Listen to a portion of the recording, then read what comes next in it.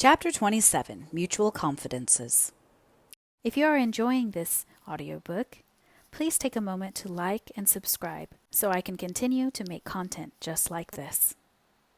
March came in that winter like the meekest and mildest of lambs, bringing days that were crisp and golden and tingling, each followed by a frosty pink twilight which gradually lost itself in an elfland of moonshine. Over the girls at Patty's Place was falling the shadow of April examinations. They were studying hard. Even Phil had settled down to text and notebooks with a doggedness not to be expected of her. "I'm going to take the Johnson Scholarship in Mathematics," she announced calmly. "I could take the one in Greek easily, but I'd rather take the mathematical one because I want to prove to Jonas that I'm really enormously clever." "Jonas likes you better for your big brown eyes and your crooked smile than for all the brains you carry under your curls," said Anne. "When I was a girl, it wasn't considered ladylike to know anything about mathematics," said Aunt Jamesina. "But times have changed. I don't know that it's all for the better. Can you cook, Phil?" "No, I never cooked anything in my life except a gingerbread, and it was a failure, flat in the middle and hilly round the edges. You know the kind." "But, Auntie, when I begin in good earnest to learn to cook, don't you think the brains that enable me to win a mathematical scholarship will also enable me to learn cooking just as well?" "Maybe," said Aunt Jamesina cautiously. "I am not decrying the higher education of women. My daughter is an M.A. She can cook too. But I taught her to cook before I let a college professor teach her mathematics." In mid-March came a letter from Miss Patty Spofford, saying that she and Miss Marilla had decided to remain abroad for another year. "So you may have Patty's Place next winter too," she wrote. "Marilla and I are going to run over Egypt. I want to see the Sphinx once before I die." "Fancy those two dames running over Egypt. I wonder if they'll look up at the Sphinx and knit," laughed Priscilla. "I'm so glad we can keep Patty's Place for another year," said Stella. "I was afraid they'd come back, and then our jolly little nest here would be broken up, and we poor callow nestlings thrown out on the cruel world of boarding houses again." "I'm off for a tramp in the park," announced Phil, tossing her book aside. "I think when I'm 80, I'll be glad I went for a walk in the park tonight." "What do you mean?" asked Anne. "Come with me, and I'll tell you, honey." They captured in their ramble all the mysteries and magics of a March evening. Very still and mild it was, wrapped in a great white brooding silence, a silence which had yet threaded through with many little silvery sounds which you could hear if you hearkened as much with your soul as your ears. The girls wandered down a long pineland aisle that seemed to lead right out into the heart of a deep red overflowing winter sunset. "I'd go home and write a poem this blessed minute, if I only knew how," declared Phil, pausing in an open space where a rosy light was staining the green tips of the pines. "It's all so wonderful here, this great white stillness and those dark trees that always seem to be thinking."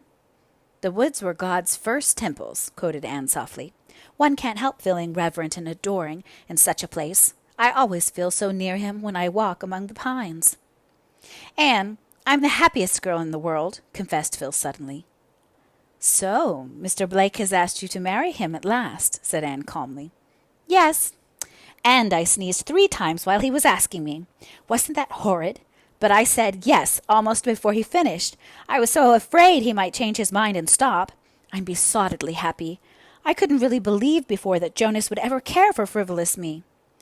"Phil, you're not really frivolous," said Anne gravely. "Way down underneath that frivolous exterior of yours, you've got a dear, loyal, womanly little soul. Why do you hide it so?" "I can't help it. Queen Anne, you are right. I'm not frivolous at heart. But there's a sort of frivolous skin over my soul, and I can't take it off. As Mrs. Poyser says, I'd have to be hatched over again and hatched different before I could change it. But Jonas knows the real me and loves me, frivolity and all. And I love him. I never was so surprised in my life as I was when I found out I loved him. I'd never thought it possible to fall in love with an ugly man. Fancy me coming down to one solitary beau, and one named Jonas. But I mean to call him Joe. That's such a nice, crisp little name. I couldn't nickname Alonzo." "What about Alec and Alonzo?" Oh, I told them at Christmas that I never could marry either of them. It seems so funny now to remember that I ever thought it possible that I might. They felt so badly, I just cried over both of them, howled. But I knew there was only one man in the world I could ever marry. I had made up my own mind for once, and it was real easy, too. It's very delightful to feel so sure, and know it's your own sureness and not somebody else's. Do you suppose you'll be able to keep it up? Making up my mind, you mean? I don't know, but Joe has given me a splendid rule. He says, when I'm perplexed, just do what I would wish I had done when I shall be 80. Anyhow, Joe can make up his mind quickly enough, and it would be uncomfortable to have too much mind in the same house. What will your father and mother say? Father won't say much. He thinks everything I do right. But Mother will talk. Oh, her tongue will be as burny as her nose. But in the end, it will be all right. You'll have to give up a good many things you've always had when you marry Mr. Blakeville. But I'll have him. I won't miss the other things. We're to be married a year from next June. Joe graduates from St. Columbia this spring, you know. Then he's going to take a little mission church down on Patterson Street in the slums. Fancy me in the slums. But I'd go there, or to Greenland's icy mountains with him. And this is the girl who would never marry a man who wasn't rich, commented Anne to a young pine tree. Oh, don't cast up the follies of my youth to me. I shall be poor as gaily as I've been rich. You'll see. I'm going to learn how to cook and make over dresses. I've learned how to market since I've lived at Patty's place, and once I taught a Sunday school class for a whole summer.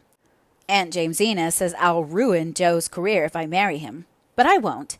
I know I haven't much sense or sobriety, but I've got what is ever so much better, the knack of making people like me.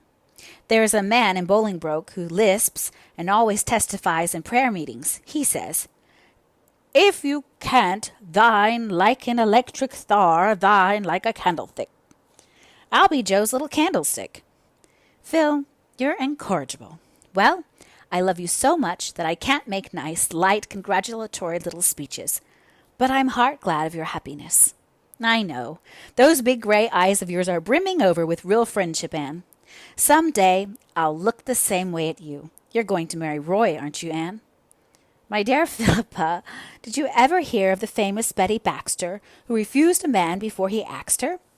I'm not going to emulate that celebrated lady by either refusing or accepting anyone before he axes me. All Redmond know that Roy is crazy about you, said Phil candidly. And you do love him, don't you, Anne?